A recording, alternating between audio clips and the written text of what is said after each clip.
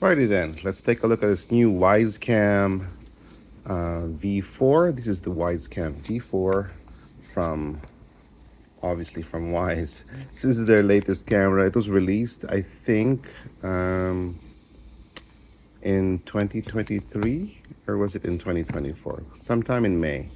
But that being said, it's their latest version, and I'm looking to do some quick upgrades on the other Wyze Cam cameras I have connected to Home Assistant.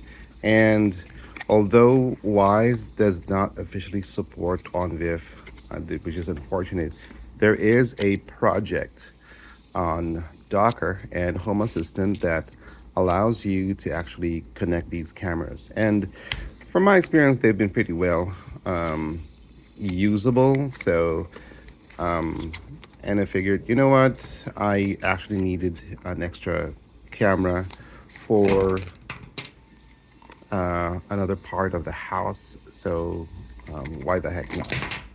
So, yeah, I'm just throwing things around. I'm doing this one-handed, so excuse the video, but that's whatever was in the box. And let's take it apart. So we'll start with this regular AC DC adapter, which outputs 5 volts and 1,000 milliamps. So that's 1 amp. So you can obviously use something else to plug this in. It's all USB-C, so which is great, except for the other side, which is obviously USB-A. So we can use that. One thing that is nice about this camera compared to the Cam V3 pan is because of this is of that generation, then you can still also connect this to the lamp, the socket adapters. So that's great. So what else do we have? We've got these mounting screws. Okay, maybe I'll use that. I haven't actually mounted my other cameras at this point. This is for making it stick. So that's a 3M standard. And obviously here's the other end. It is, I believe, magnetic also, if memory serves me right.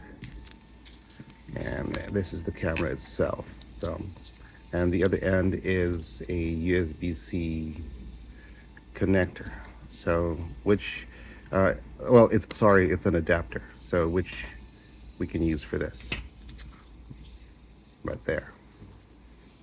So this also adds a weather sealing because this camera, like all the previous Wyze cams, which are great, are also outside rated IP. Was it 65 or 68? What's it say? IP65 weather resistant. Weather resistant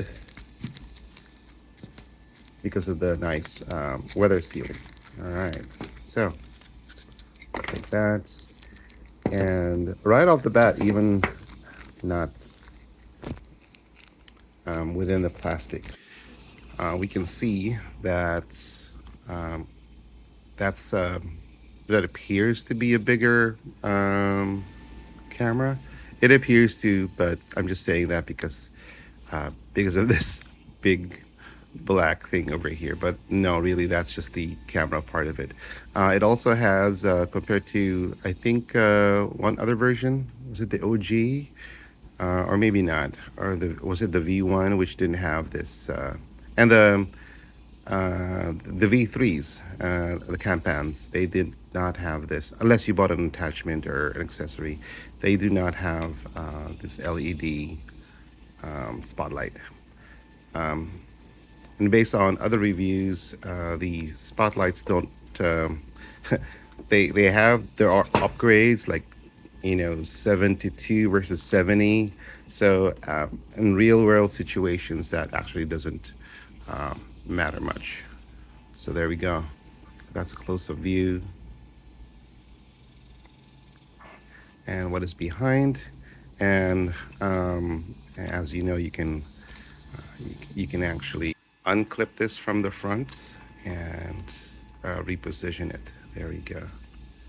So all one-handed here.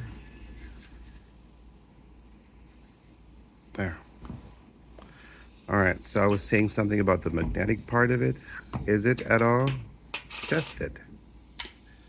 Yes, it is magnetic. So I was right. So at least they kept that consistent. So this side will be the magnetic side. You can hang it anywhere. And then this is a double-sided tape, I believe. So you can mount it any which way you want. Or if you're mounting it outside, I highly recommend to use the mounting screws that way because, over time, heat and this tape will fail. So that's just the way it is. Right. And then in terms of setup, it's pretty much the same. You're using the Wyze Cam amp. And yeah, right. So that's our quick review. Thanks for hanging out with me. Until the next one.